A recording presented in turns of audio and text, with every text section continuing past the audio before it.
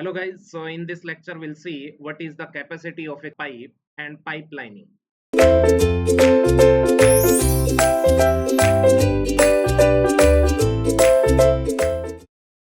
Yes, so let us start with capacity of pipe, or we can say that channel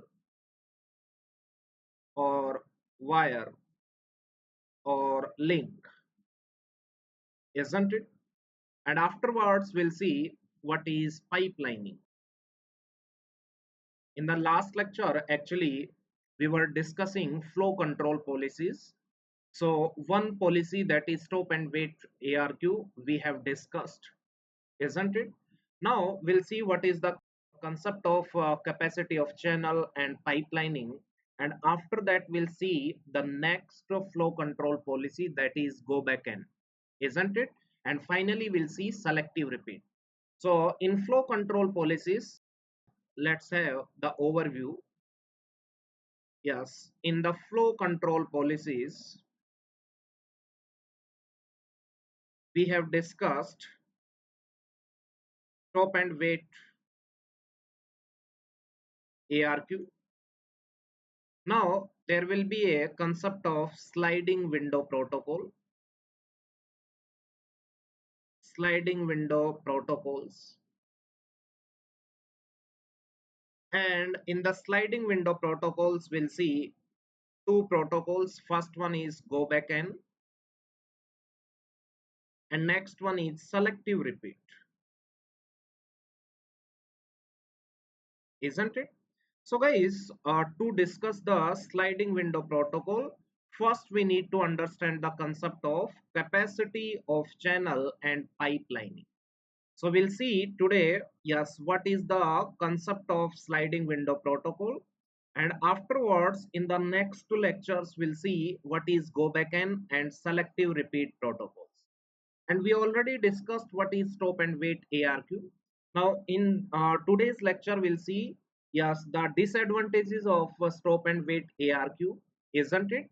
Yes, we'll see whether stop and wait is efficient or not, or whenever stop and wait is efficient and whenever it is not efficient. After discussing all these things, then we will be reaching to the next concept, that is sliding window protocol, isn't it? So in this lecture we'll see what is capacity of channel and what is the concept of pipelining, isn't it? So this lecture is very important to understand the sliding window protocol, and entirely this particular topic, that is flow control policies, that is very important, isn't it? Okay, so let us begin. So what is the capacity of a link or channel, isn't it? So let's say this channel, this is the channel, we can insert the bits inside this channel, isn't it? So here we can say that capacity depends on two factors, isn't it? We can say that this capacity of a channel depends on, first one we can say that the cross section of the wire or channel, and secondly what is the length of this channel, isn't it? Or what is the length of this wire. So cross section means we can say that what is the bandwidth, and the length means we can say that the propagation time. So first one we can say that cross section, that is somehow dependent on bandwidth, and second one we can say that that is length, that means propagation time. PT means propagation time or propagation delay, whatever it is. So ultimately, yes, there are two types of channel. First one is we can say that half duplex, then you can see full duplex, isn't it? So we can say that in half duplex, let's say stop and wait. Yes, so once this packet is transmitted and received at the receiver, then the acknowledgement will be sent, isn't it? These type of channels we can say that are half duplex. That means communication is only in either side, isn't it? So we can say that at a time yeah, sender and receiver simultaneously cannot send the data to each other, then it is known as half duplex. But in case of full duplex, we can say that, yeah, simultaneously, yes, we can say that in both directions communication take place, isn't it? That means we can send data simultaneously, sender to receiver as well as a receiver to sender, isn't it? Okay, then that particular channel is known as what? Full duplex, isn't it? So let us consider, let's say this is the channel or wire, and let's say bandwidth is 1 mbps, isn't it? Okay, bandwidth is, yes, 1 mbps. So what does it means? We can say that in 1 second, yes, we can insert 1 mb of data, isn't it? Yes, in the next second, yes, this 1 mb of data will move in forward direction, and one copy of 1 mb data, more data will be placed here, isn't it? Now this old one data will be moved, yes, after 1 second in the right direction, and the second data will be moving to the next position, and next 1 mb data insert inside the channel, isn't it? So in this manner, this data will be moving, isn't it? Okay. Now you only tell me. Ultimately, we can say that finally, yes, this 1 MB of data, yes, will be, yes, outside this channel. So ultimately, we can say that this particular capacity will depends on the, yes, we can say that bandwidth as well as propagation time, isn't it? So how much time it takes to cover the one end to the another end of the pipe, that means that will be the capacity, isn't it?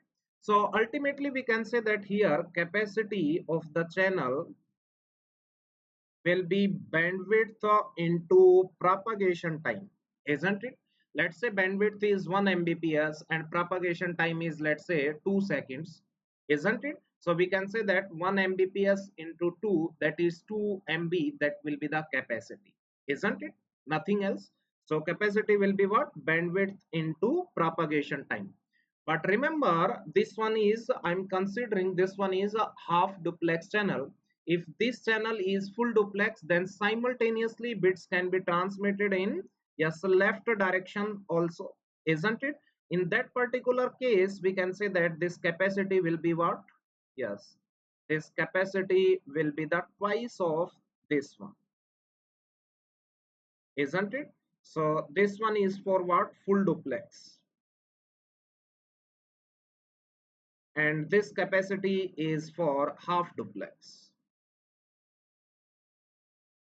isn't it? Okay, yes guys, yes, so we can say that, yes, multiple bits will be there inside the, yes, channel, and the capacity will be the entire bandwidth into propagation time, isn't it? Okay, now see, yes, in stop and wait, if we talk about the stop and wait, we already discussed. So in stop and wait, at a time, yes, we can say that we transmit one packet and waiting for the acknowledgement, isn't it? So at a time, we can say that one packet is transmitted. Now this packet will move, yes or no? Now this packet will move, yes or no? So we can say that we are not inserting another packet into the pipe, yes or no? Only one packet will transmit. So you only tell me whether we are utilizing this capacity of the link entirely or not. No, we are not utilizing, because only one packet is transmitted. That packet will be, yes, moving slowly, isn't it? No other packets are inserted inside the pipe. That means we can say that capacity of this particular channel is not utilized properly, isn't it? So that is the disadvantage of stop and wait. So we can say that if a capacity of the channel is very less, then we can say that stop and wait is efficient. But if capacity of the link is very high, then we can say that stop and wait is not efficient, because most of the capacity of the link will be, yes, useless, isn't it? So we can say that in stop and wait, we cannot utilize, we cannot utilize bandwidth properly, isn't it? If bandwidth is high, And we can say that if capacity of a link is high, then these types of links are known as thick pipes. And if capacity of the link is low or less, then those type of channels are known as thin pipes, isn't it? So we can say that yes, for thick pipes, stop and wait is not efficient, and for thin pipes, stop and wait is efficient, isn't it? Okay, I hope this one is clear to everyone, isn't it? Okay, so that is ultimately, yes, you know very well. We discussed in the last lecture what is the efficiency. Efficiency is 1 upon 1 plus 2a, isn't it? This can be written like that, 1 plus 2 into pt upon tt. Yes or no? Yes, this can be written like that, 1 plus 2 into, yes, pt, and we can write tt as a length of the packet in divided by bandwidth. So bandwidth will be in the numerator, isn't it? Why? Because tt is what? Length of the packet divided by bandwidth or size of the packet, isn't it? Okay, so you only tell me, yes, this factor 2 into pt into bandwidth, that is what we can say that capacity. Now you only tell me, yes, that was the efficiency in case of stop and wait, isn't it? Now you only tell me, if this capacity is high, so you can say that efficiency will be, yes, less. And if this capacity is low, then efficiency will be high. If this factor will be high, then overall efficiency will be the, yes, smaller, isn't it? Because this is the factor into the denominator, isn't it? Okay, so we can easily, yes, we can easily check whether this efficiency will be high or not in case of stop and wait. So if capacity is high, then this efficiency will be less, and if capacity is less, then efficiency will be high in stop and wait, isn't it? Okay, next one, next concept that is very important, that is pipeline, isn't it? This one is very important concept, pipelining. Okay, so listen me correctly guys. Let's say in tt time, tt seconds, we transmits one packet, you know very well, isn't it? You know, yes, this is the tt time. In this tt time we transmit the one packet. So in 1 second we can transmit how many packets? 1 upon tt packets, divide by tt on both sides. So we will be getting, in 1 second we can transmit 1 upon tt packets, isn't it? So you know very well, yes, this time is what? tt, and this time is what? Twice of pt. Yes, we discussed already in the last lecture. This time is what? tt, and this one is what? Twice of pt, propagation time, isn't it? And this twice of pt also known as round trip time, that is twice of pt. RTT stands for round trip time,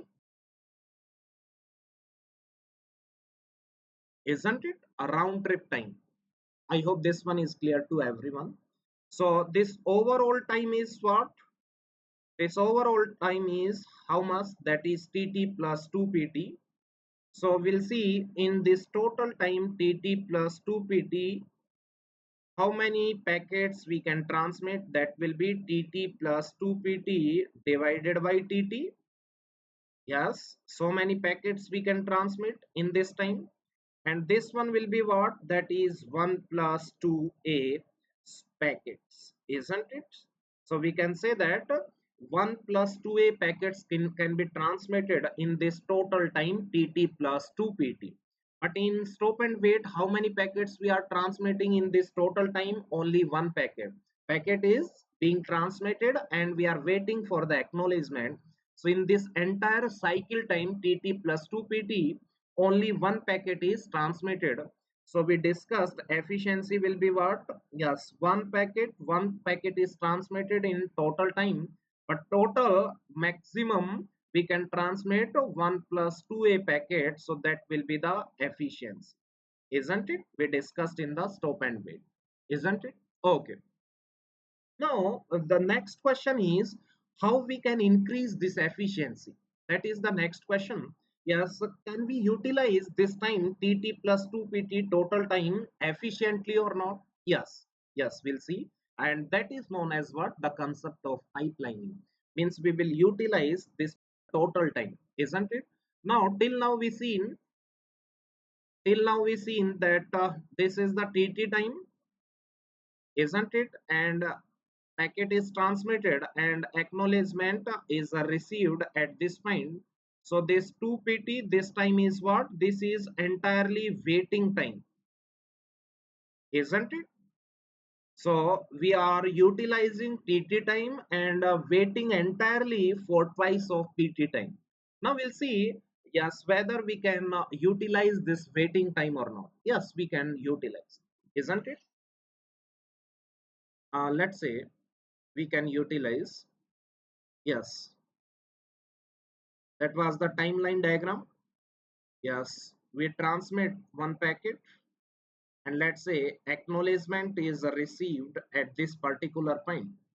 Now in between also we can transmit the more packets, isn't it?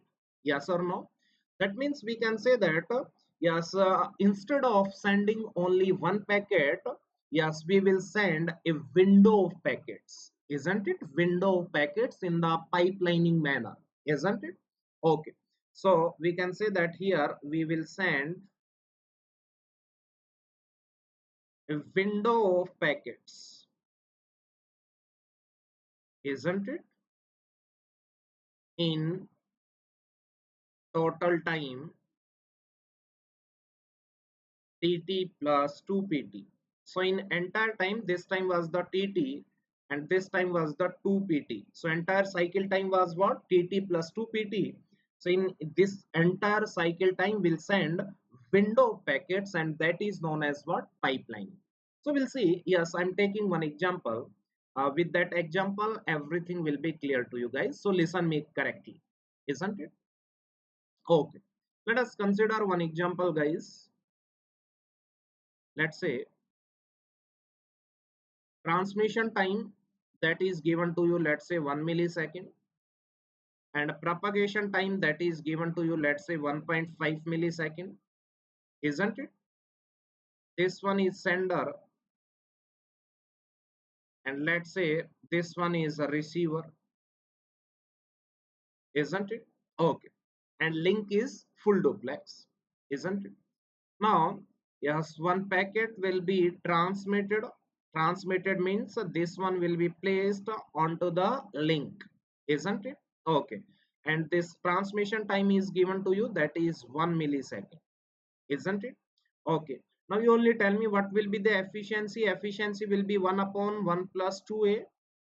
That is, we can say that 1 upon 1 plus 2 into 1.5, that is, we can say that 1 by 4, isn't it? How it is 1 by 4? So yes, let me check once. Yes, let's say this 0th packet is transmitted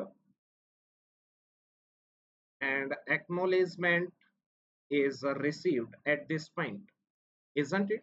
Now you only tell me this time is what? 1 millisecond transmission time, and this time is what? This is propagation time twice of pt, that is 2 into 1.5, that is 3 milliseconds. 2 pt means 3 milliseconds, isn't it? Now you only tell me, yes, in these 3 milliseconds we can transmit so more packets, isn't it? Let's say yes, next packet will be transmitted here, this one will take 1 millisecond, and another packet, that one will also take 1 millisecond, and next packet that will be, yes, taking 1 millisecond for the transmission time. Now you can see here timings are so perfect. So in waiting time, that is 2 pt 3 milliseconds, we can transmit 3 more packets. So entirely here in total cycle time, that is yes, we can say that 4 milliseconds we can transmit 4 packets in this example. Yes or no? So we can utilize this waiting time entirely, isn't it? Now guys, listen me correctly. Here, yes, you only tell me. Yes, at this moment, yes, we can say that up till this point, we can say that we need to save these packets in the window. Window means buffer only at sender side. Let's say this is sender, this is a receiver.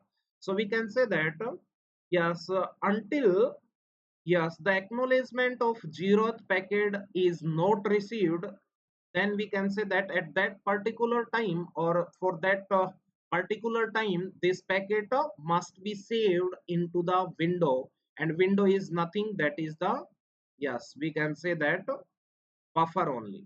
So inside this window, 4 packets are there, 0, 1, 2, 3. Yes, we can say that until a packet is not acknowledged, we will saving that packet inside the buffer, isn't it?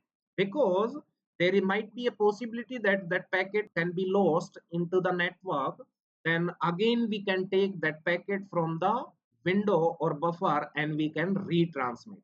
So until it is acknowledged, we will be saving this particular packet inside the buffer, isn't it? Okay, now you only tell me.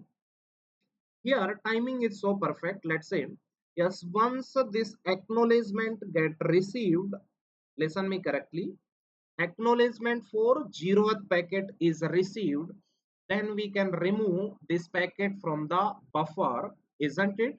And we can, yes, create the space for the next packet into the buffer. That means the 4th packet, yes, we can put inside the buffer. Now we can transmit the 4th packet, isn't it? Now listen me correctly, here timing is so perfect.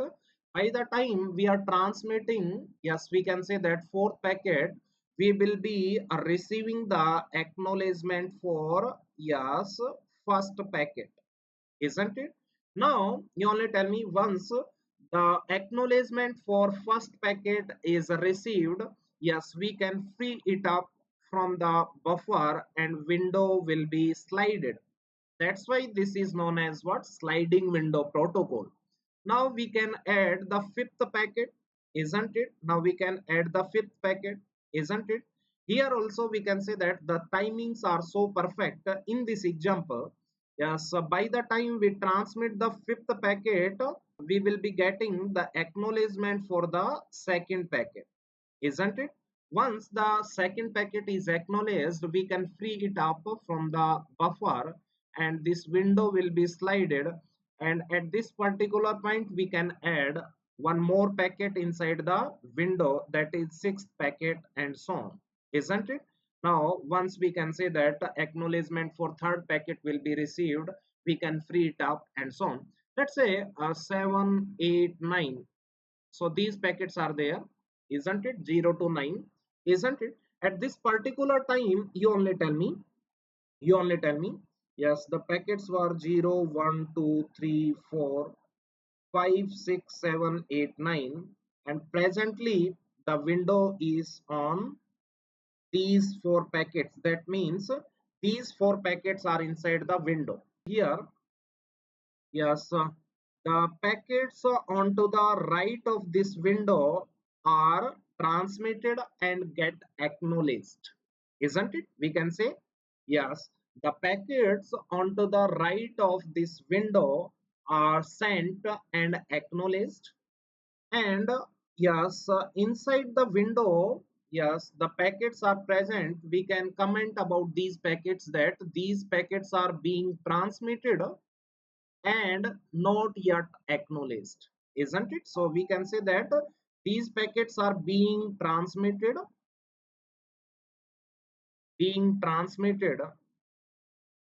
and not yet acknowledged, isn't it? And these are sent and acknowledged, and 7, 8, 9 means the packets onto the left of the window are to be sent, isn't it? Okay. Okay, so that is the scenario. I hope this one is clear to everyone. So that's why this protocol is known as what? Sliding window protocol. Sliding window protocol. Because we are sliding this particular window, isn't it? Okay. So we can comment about these packets. I hope this one is clear to everyone, isn't it? Now you only tell me to increase the efficiency. Yes, you only tell me. Here we can say that in order to increase the efficiency, yes, what will be the window size? Sender window size. WS stands for sender window size. That will be what? Here we can say that 4, and that means that will be 1 plus 2a, isn't it? So in order to increase the efficiency,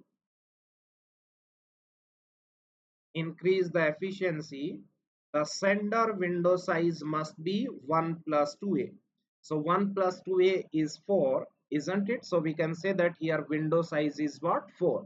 Every time you can see 4 packets are there in the window. Window means nothing, that is buffer only. I hope this one is clear to everyone, isn't it? Okay. So you can see here we are utilizing that particular waiting time, isn't it? So we can say that if a packet is not acknowledged, then that packet must be inside the window. If any packet is acknowledged, then we can free it up from the buffer, isn't it? Okay. I hope this one is clear to everyone. So let us take one more example. Here in total we seen 9 packets are there. So here in every packet there will be a header. We'll see in the coming lectures what is the concept of headers and all. So every packet will be having header, and inside header there will be a field called as sequence number. Let's say here we are giving the sequence numbers 0 1 2 3 4. So one sequence number field will be there, isn't it? And in that particular sequence field some bits will be there to represent the sequence numbers, isn't it? Let's say total, yeah, 16 packets are there. You only tell me. Total 16 packets are there. So to represent those 16 packets, we can say that in the sequence field, some bits will be there, isn't it? Yes, let's say to represent 16 numbers, where 4 bits are sufficient.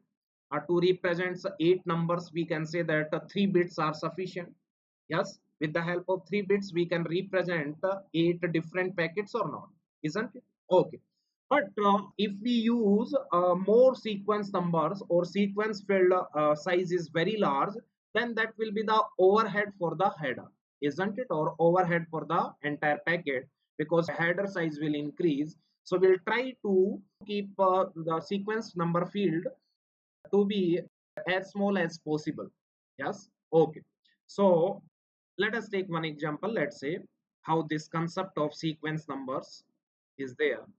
Let's say, yes, here you can see, let's say transmission time is 1 millisecond and propagation time is 1.5 millisecond, isn't it?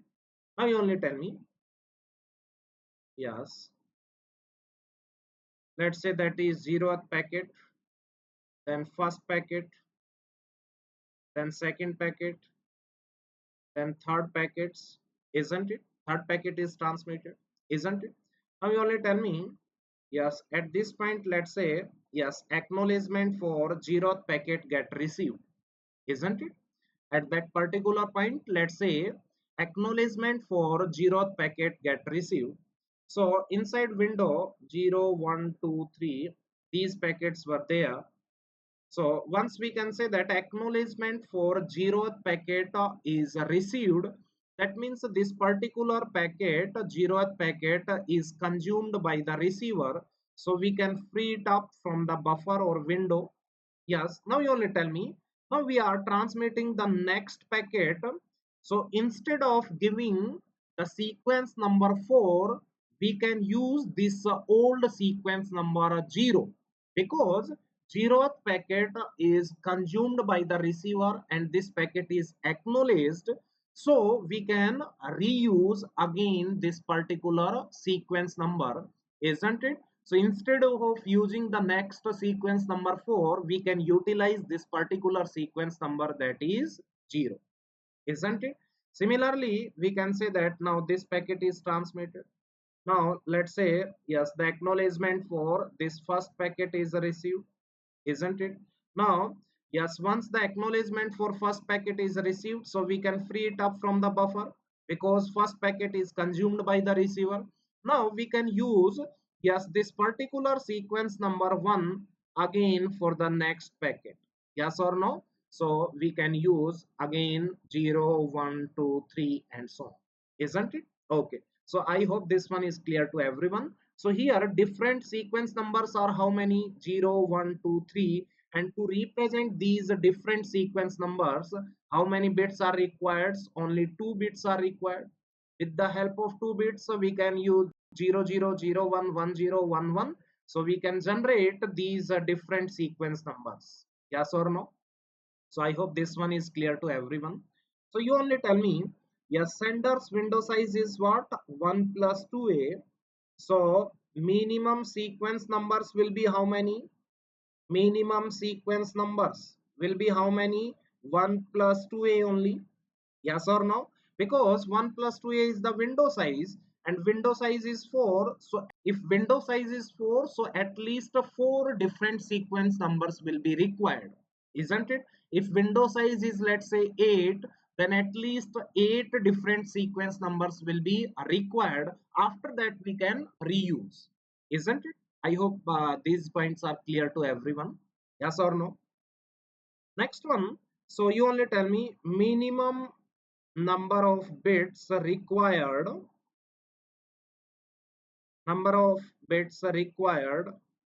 in sequence field. In sequence field, that will be what? Log 1 plus 2a base 2 and take the seal value. Why seal value? Because let's say this number is 10.5, then we can say that yes, 10.5 bits means 11 bits only, nothing else, isn't it? So let's say here, yes, 1 plus 2a, 1 plus 2a, this value is what? 4. So 4 sequence numbers will be required. So how many bits will be required in the sequence field? So log 4 base 2, that will be the 2 bits only, isn't it? That's why we are taking the log value, isn't it? So I'm taking one more example. So with that particular example, everything will be clear to you guys. Let us take one more example.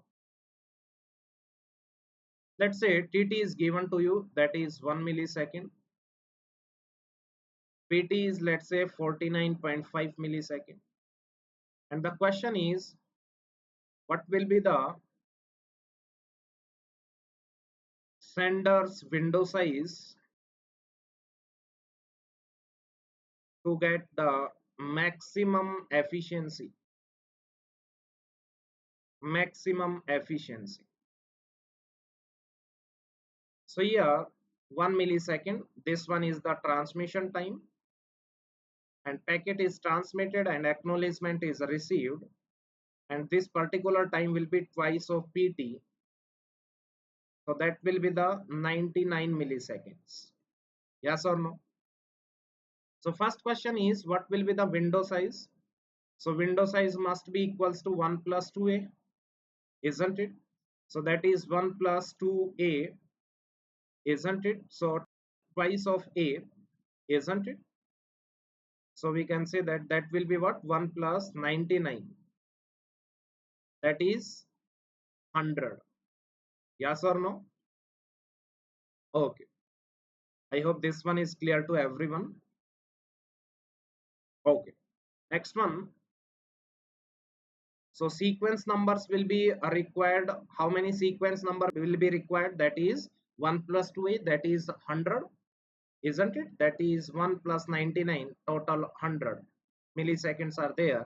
So we can say that 1 plus 2a, a is what? PT upon TT, you can check, isn't it? Okay, so minimum number of bits in sequence number field, that will be log 100 base 2, take the seal value.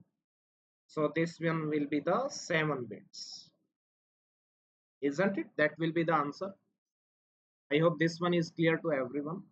So we can say that here maximum we can say that window size is 1 plus 2a. Accordingly, we can find out the sequence numbers, how many sequence numbers will be required and how many bits are required in the sequence number field. That will be the log 100 base 2, isn't it? But sometimes in the questions there will be a given that the sequence number field size is given, isn't it? So listen me correctly. Sometimes header is predefined. That means sequence number field is predefined. So yes, the size of the sequence field will be given to you. Sequence number field will be given to you, and then we need to calculate the efficiency. So some reverse questions like let's say, so we can say that it is given that this one is given the number of bits in the sequence number field equals to 6, that is predefined. Then what will be the efficiency? What will be the efficiency? So here sequence numbers will be, yes, if 100 sequence numbers are there, then log 100 base 2 number of bits are required. And if bits are given, then how to find total sequence number? 2 raised to power 6. That means we can say that the 64 sequence numbers are there. With the help of 6 bits, we can generate 64 different sequence numbers, isn't it? So if only 64 sequence numbers are there, then what will be the scenario? Yes, this is the 0th packet, and this time is what, 99 milliseconds, and in 1 millisecond we can transmit one packet because transmission time is 1 millisecond, that is given. So here we can say that first packet, second packet, and up to 63, 0 to 63 count value is 64. So we can say that we can transmit only 64 packets in total cycle time. And this so total cycle time was how much? 100. So instead of transmitting 100 packets, we are transmitting only 64 packets, isn't it? Why? Because there is a restriction on sequence number field, because only 6 bits are there in the sequence field. Now at this particular point, we cannot use the sequence number 0. Why? Because the acknowledgement for 0th packet is received at this particular point only, and after that only we can use this sequence number. So here this particular time will be the what? Waiting time. Yes or no? So here efficiency will decrease. So here, yes, we are transmitting 64 and maximum packets that can be transmitted is 100. So efficiency will be how much? 64%, isn't it? Okay, I hope this one is clear to everyone. So here you only tell me, here window size is how much? Only 64. Yes, maximum window size possible was 100, but because there is a restriction on the sequence number fields, because these bits are fixed, if it is given, then we cannot send 100 packets in the total cycle time. So ultimately window size will be what? Yes, either it is 1 plus 2a, or we can say that 2 raised to power n, where n is what? Yes, number of bits in the sequence number field, isn't it? So yes, 2 raised to power n, here 2 raised to power 6, 64, that will be the window size here. So we can say that take the minimum of both these, that will be the window size, isn't it? Okay, I hope this concept is clear to everyone. So here we can say that minimum of 164. So 64 will be the window size, isn't it? Okay.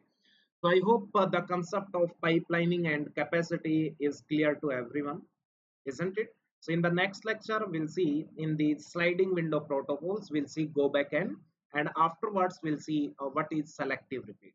I hope this one is clear to everyone. Okay, guys. So thank you so much.